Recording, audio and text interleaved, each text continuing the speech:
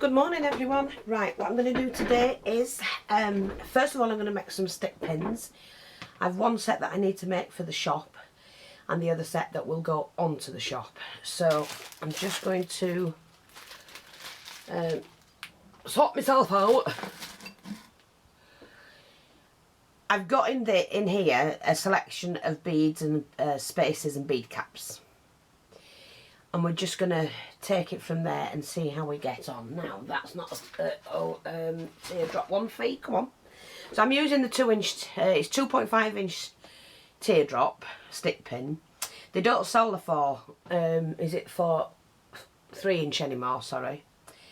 So unfortunately, we're going to have to make do with what we have. So first of all, now you can do this any way you want, but this is how I like to do mine. I will add the pearl bead first. Now, where's my spacers gone? The small spacer, and I'm mixing silver and gold here. The crystal. The larger one. Now I'm not sure if I want to put that one on. We'll see. Or this one. Then the bead cap. Then the large bead, and then another bead cap, and we're going to finish that off. No, we're going to leave that as is. I do like that. I hope you can see that. That's quite pretty. And then all you do is flip back the last bead cap,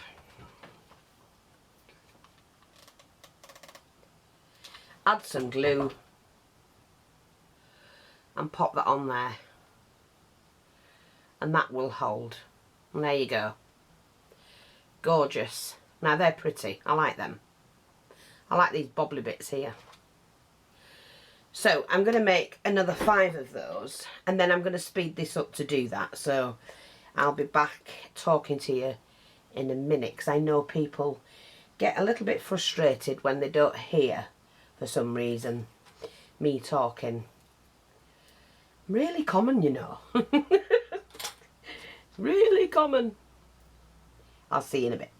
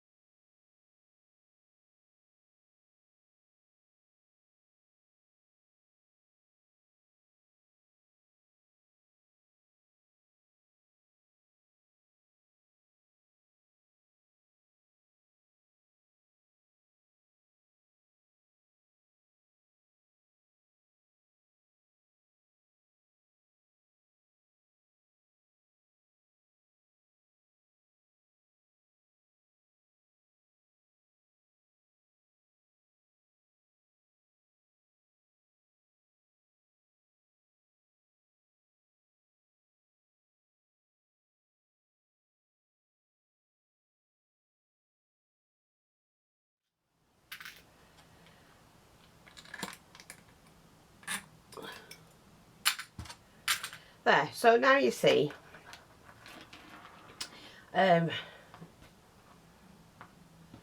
this set as well, and they're lovely. They're really pretty.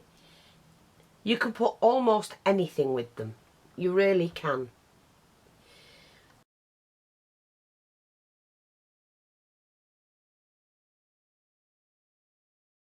So I've got tons of videos on stick pins, how to put little dangle bits on so you can hang a charm from it.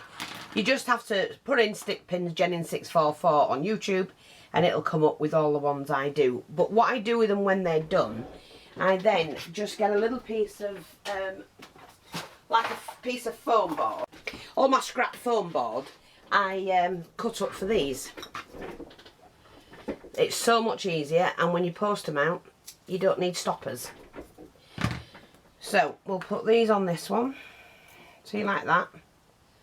So that's why I never throw anything away, because all these scraps that I cut off when I'm building my miniature furniture. And for those newbies, I do make miniatures, a lot of them, and if you put in miniature, the only one I don't think is listed as a miniature is the gentleman's office, study room. If you put in study room, Jennings644, you'll see the study room. I made a gentleman's study room in miniature. Beautiful. And I have several ladies that collect a lot of my miniatures. And they have them. I can't put them up and they buy them. So the only thing is they are time consuming. I never charge what they do in the these not sale rooms, you know, when you go to these miniature fairs. God, some of those are expensive. I probably undercharge, but at the end of the day, I want people to enjoy it, and as long as I get back what I've put in, and you know, obviously pay my charges and whatever, I don't mind. But they are just gorgeous. So I'm going to take a photograph of those. Those will go in the shop, and we're just going to move on now. So this is one thing I love to do.